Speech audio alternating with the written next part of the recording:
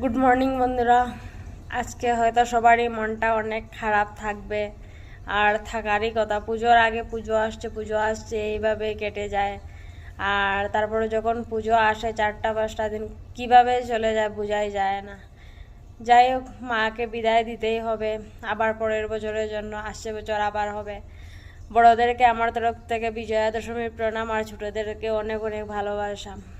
আর কালকের দিনটা কিভাবে কাটালে, নবমীর দিনটা কমেন্টে জানিও।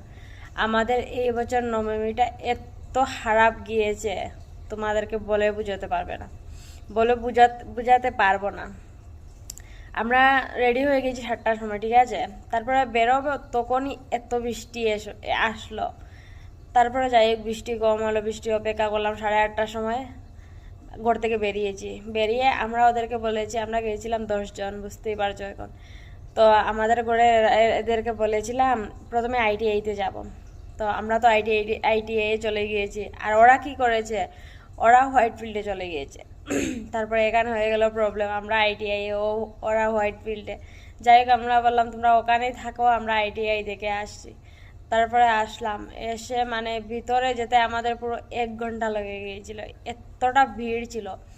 মানে ধাক্কা মেরে মেরে যেতে হয়েছে।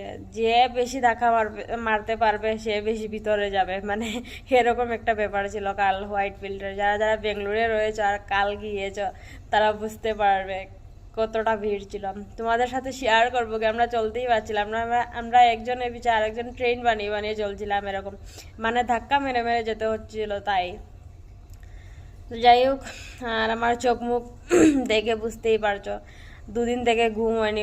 পরশুদিনও রাত্রে এসেছি ওই 2-2:30টার সময়, এসে ঘুমোতে পারিনি। আবার কালকে ডিউটিতে আসতে হয়েছিল সকালে, আবার কালকে এসেছি সকালে, এসে আবার কালকে আবার পুজো দেখতে গিয়েছি। কালকে রাত্রে আবার ওই 2-2:30টার সময় এরকমই এসেছি, এসে ঘুমিয়েছি, ঘুমও হয়নি। সকালে আবার আজকে 8টার সময় ডিউটিতে এসেছি। মানে শরীরটা প্রচণ্ড খারাপ, কি বলবো তোমাদেরকে। আমি মানে দাঁড়াতে পারছি না, এতটা মাথা ঘোরাচ্ছে, যেহেতু ঘুমটা কমপ্লিট হয়নি। তাই কি করব। পুজো তো বছরে একবারে আসে, আর পুজোতে আমাদের এখানে ছুটিও পাওয়া যায় না, যেহেতু মহলের মধ্যে, তাই ছুটিও পাওয়া যায় না। যাই হোক, তাও একদিন পেয়েছিলাম, মঙ্গলবারে পেয়েছিলাম। আর কিছু করার নেই।